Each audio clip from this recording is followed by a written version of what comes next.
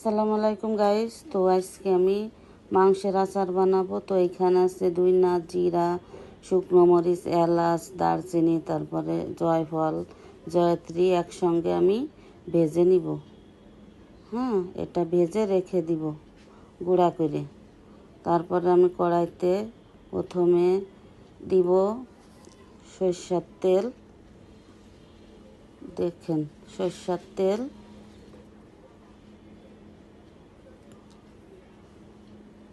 তেল দিয়ে আমি মাংসগুলো ম্যারিনেট করব সব কিছু দিয়ে। প্রথমে দিলাম লবণ, হলুদ, গুঁড়ামরিচ,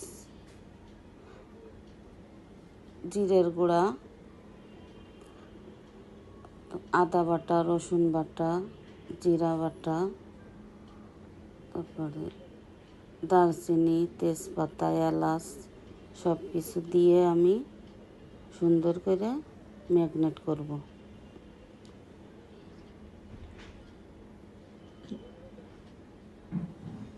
সুন্দর করে মাখিয়ে আমি আধা ঘন্টার মতো রেস্টে রাখবো।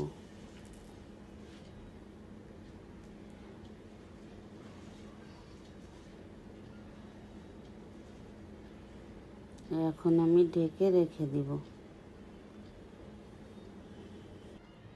তো আমি ঢেকে রেখে দিব। 10 মিনিট পর আসলাম, এসে এই দেখেন প্রায় 1 ঘন্টার মতো আমি রান্না করলাম। করে এখন আমি এটা রেখে দিলাম।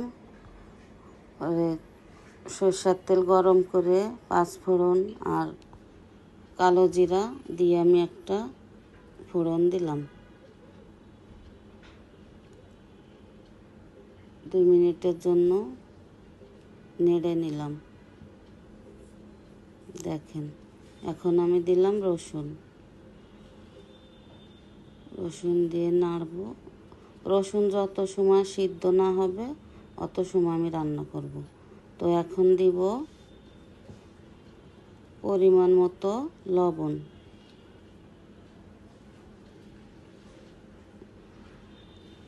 আর দিলাম হলুদ,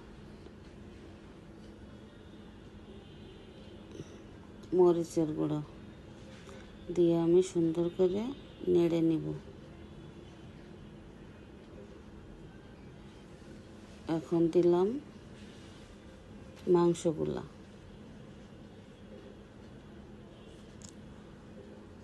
মাংস দিয়ে সুন্দর করে আমি মিশিয়ে দিব। রসুন প্রায় সিদ্ধ হয়ে আসছে। মাংস তো আগেই সিদ্ধ করা। তো আমি দেখতে থাকেন কিভাবে আচারটা বানাই। এই দেখেন, এখন নেড়ে নিব সুন্দর করে। এখন আমি দিয়ে দিলাম তেঁতুলের কাঠ। এখানে কোনো পানি হবে না, ভিনেগার দিয়ে আমি রাখছি। আর দিলাম চিনি।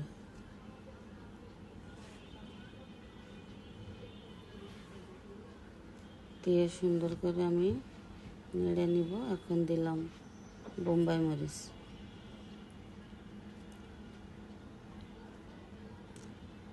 এভাবে আমি আরও 5 মিনিটের জন্য রান্না করব। তো ওই যে প্রথমে মশলা গুঁড়া করে রাখছিলাম ওইটা আমি এখন অর্ধেক দিয়ে দিলাম।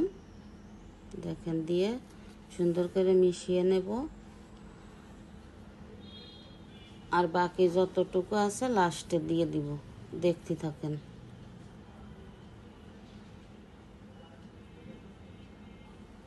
এখন দিলাম ভিনেগার, মানে সাদা সিরকা যেটা বলেন আপনারা। আর ওই মশলা দিয়ে দিলাম লাস্টে। আগে অর্ধেক দিছি, এখন অর্ধেক দিয়ে সুন্দর করে মিশিয়ে আমি আর 2 মিনিটের মতো রান্না করব। ফাইনাল দেখতে থাকেন কীরকম হয়।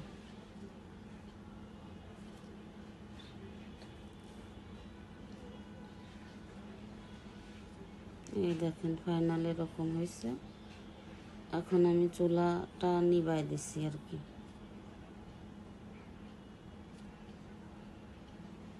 এরকম হয়েছে, লাস্টে দেখেন কেমন হয়। এই দেখেন লাস্ট এরকম হয়েছে।